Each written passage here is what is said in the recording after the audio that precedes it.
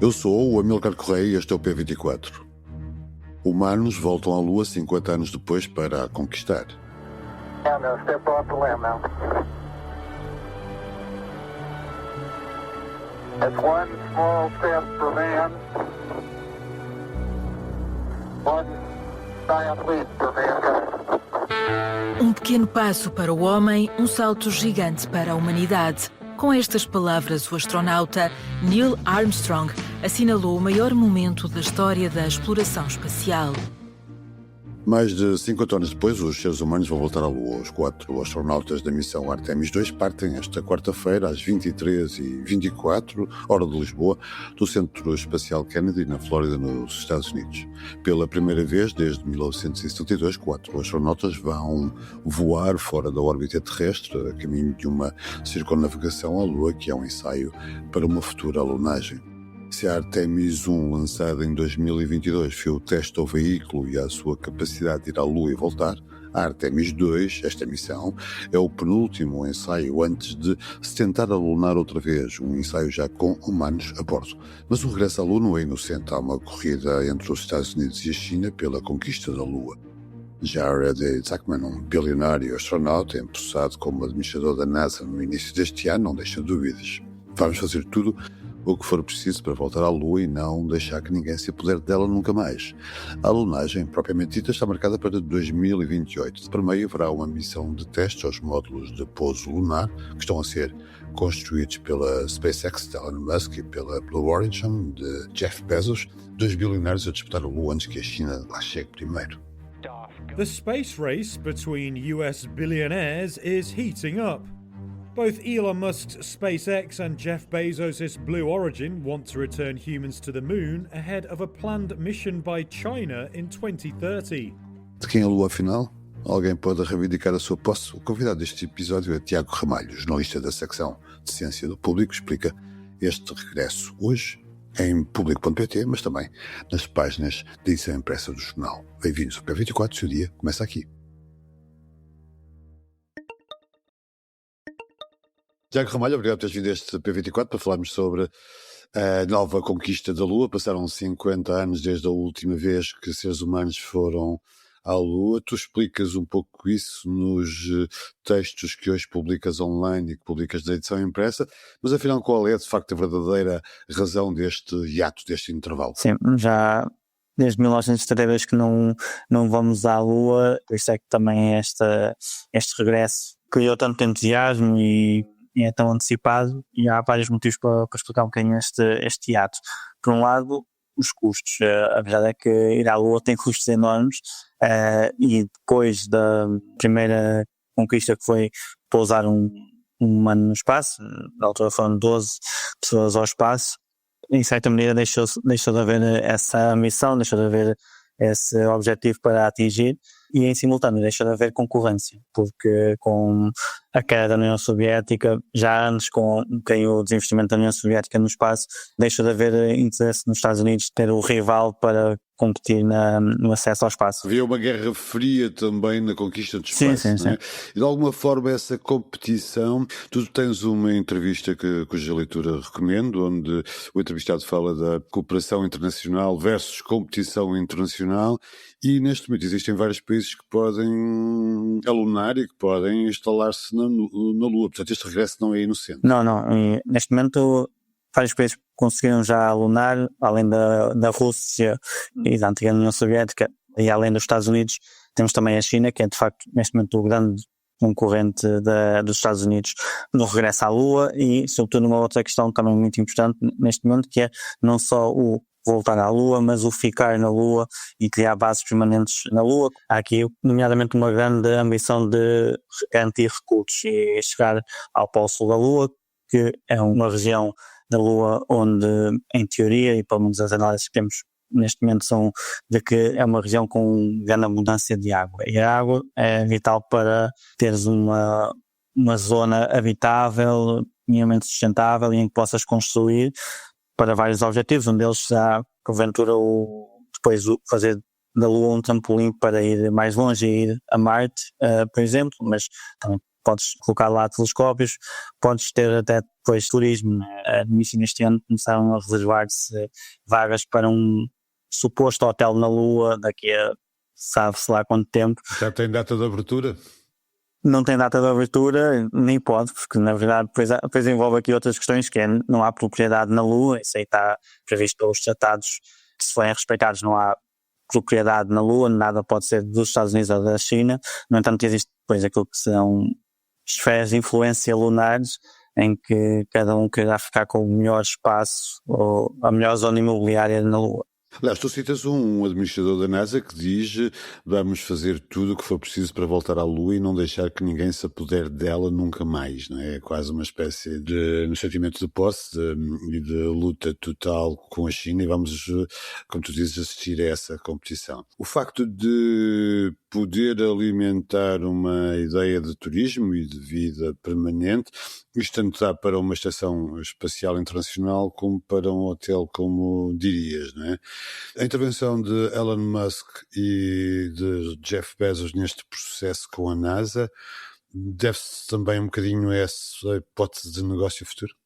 Há dois pontos por onde tanto o Jeff Bezos como o Elon Musk, que é importante notar que são o quarto e o primeiro homens mais ricos do mundo, respectivamente, das perspectivas pelas quais isto é importante. Um lado é a perspectiva comercial, claramente, na perspectiva de vender voos turísticos para a Lua. Ambos têm empresas espaciais que já têm feito isso a uma escala muito menor, voos espaciais até 100 km, passando esses 100 km de altitude é considerada a linha em que se ultrapassa o espaço. Temos vários exemplos, o Mário Ferreira foi um dos que foi há 2 anos numa dessas viagens. Essa é uma das perspectivas e motivar maior interesse junto das empresas espaciais. Depois o outro, que é um dado mais seguro, é o facto de a NASA, ao contrário dos anos 60, com o programa Apollo, neste programa Artemis, a NASA subcontratou. Muitas das coisas não são feitas na casa, pela própria NASA, mas sim são subcontratadas a empresas espaciais, através de contratos multimilionários que são dados por concurso, em alguns casos, às empresas. Um dos aspectos mais importantes envolve precisamente Jeff Bezos e Elon Musk. Para chegarmos e pousarmos na Lua é preciso um módulo que sairá da cápsula onde os astronautas viajam e depois servirá de transporte para pousar de facto na Lua. E esse módulo de pouso lunar está a ser construído, há 2 contratos, um para a SpaceX de Elon Musk e outro para a Blue Origin de Jeff Bezos.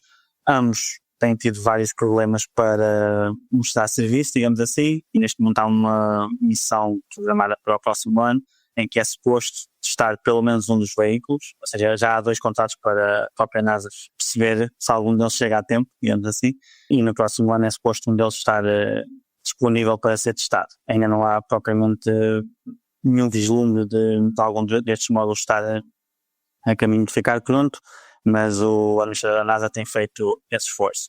Isto faz com que esta mudança na mentalidade da NASA, digamos assim, trazendo aqui uma espécie de parceria pública ou privada, faz com que a NASA esteja em certa medida mais dependente dos privados, e neste caso de Bezos e de Musk, embora por outro lado, de acordo com as contas que a própria NASA divulga, tenha permitido poupar alguns custos enormes no caso do espaço. Tiago, para um leigo, a NASA sempre foi omnipresente e omnisciente e sabia tudo e fazia tudo e não precisava de ninguém, não é? A entrada de Musk e Bezos aqui neste processo é uma relação entre interesses privados e interesses públicos, há um orçamento menos grande que o orçamento da maior economia mundial, mas de facto a NASA perdeu alguma da sua vanguarda tecnológica e ao ponto de precisar das empresas destes 2 multibilionários americanos para chegar aonde quer chegar? Então, com um bocadinho naquele que é o hiato entre a Apollo e a Artemis, que é, por um lado, deixa de haver este fascínio tão grande que justifica que o Estado financie com milhões... Há um desinvestimento por desinteresse político também. Exatamente, sim. Por desinteresse político e, em certa medida, até por desinteresse da sociedade, através das sondagens que permitem medir isso. Porque, a partir do momento em que já não há, por um lado, esse fascínio de uma coisa que era inalcançável, se tornou bastante alcançável, deixa de haver tanto investimento do lado do Estado. E a juntar a isso, houve depois também alguns desastres, Columbia, por exemplo, ou Challenger, que afetaram um bocadinho a imagem da própria NASA e, consequentemente, o investimento que o Estado fez na própria NASA. Isso fez com que quando foi preciso retomar com a Artemis, começou em 2017, apesar de haver planos anteriores a isso, quando foi preciso retomar, o investimento já não estava em níveis similares comparativamente, obviamente, fazendo o câmbio em níveis similares ao que era no final dos anos 60 e, portanto, isso torna muito mais difícil e a solução foi pegar nas empresas que já estavam a desenvolver-se imenso, como a SpaceX, e dar-lhes contratos e com isso alimentaram ainda mais as empresas, obviamente, porque a própria NASA não tinha capacidade para muitos destes serviços, por exemplo, os módulos de pouso, mas mesmo para o lançamento de satélites, noutro âmbito, mas para o lançamento de satélites, vários estados, quer os Estados Unidos, quer, por exemplo, Portugal ou outros estados europeus, usaram durante muitos anos a SpaceX Elon Musk, porque era o mais barato e o mais rápido. Portanto, nós poderemos ter daqui a algum tempo uma estação espacial internacional que não está a flutuar, mas sim construída na Lua. Sendo que ela, segundo a administração Trump, será uma estação exclusiva, pouco à luz do pensamento mais isolacionista dos Estados Unidos.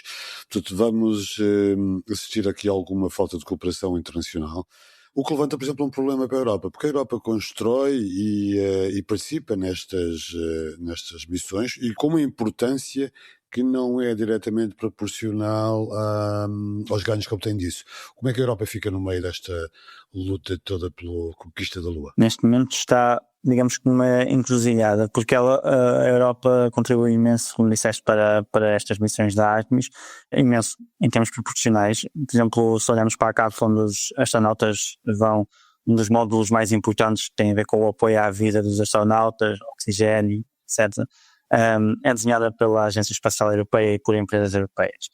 Mas o outro aspecto em que a Europa mais contribuiu seria a estação orbital da Lua, a Gateway, que a semana passada, de repente, há precisamente uma semana, estamos a falar uma semana antes da Artemis 2 ser lançada, se tudo correr bem, cancelou, ou como disse o administrador da NASA, colocou em pausa esta estação orbital. Sem pré-aviso e de forma unilateral.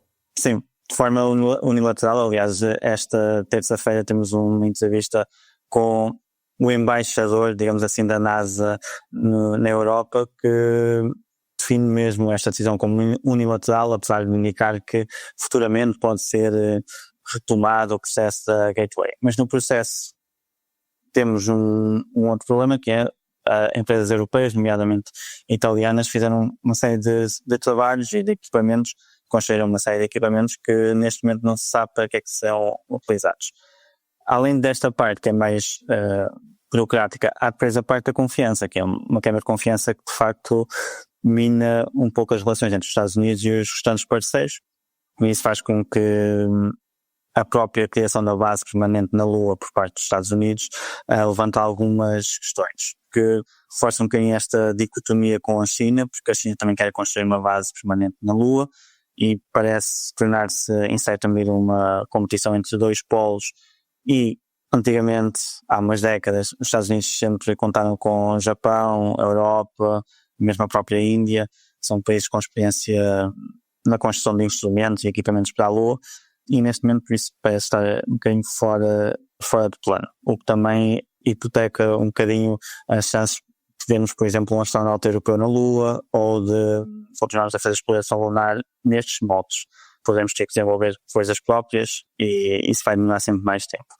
E por outro lado, há depois outras alternativas que, por exemplo, o Ian Crawford, na entrevista que me deu, sugerem, mas que parecem muito pouco plausíveis, que é a criação de uma estação, de uma base permanente na Lua internacional, à imagem da Estação Espacial Internacional, que seja como a Estação Espacial Internacional foi e é um sítio de convívio entre polos opostos, polos rivais, antes Estados Unidos e Rússia, agora eventualmente com os Estados Unidos e China e todos os outros países com missões lunares.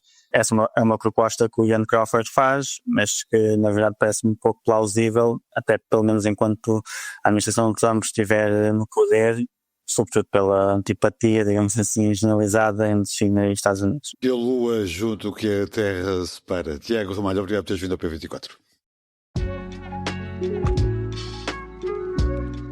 Estamos a introduzir gambling a menores de idade e isso é completamente inaceitável. Termino com esta sugestão de podcast, o que acontece quando as apostas a dinheiro se infiltram em todas as áreas da sociedade. Hoje é impossível ver um jogo de futebol sem ser bombardeado com publicidade a apostas desportivas. Mas mesmo que não gostemos de desporto, podemos apostar nos mercados financeiros ou se a guerra do Irão está prestes a acabar. No novo episódio de Como Assim, a jornalista Inês Rocha mergulha no fenómeno da gamblificação, a forma como as lógicas do jogo e das apostas tomaram conta de tudo. Não perca! No site do Público e nas apps de podcast. Obrigado por ouvir a P24. Voltamos amanhã.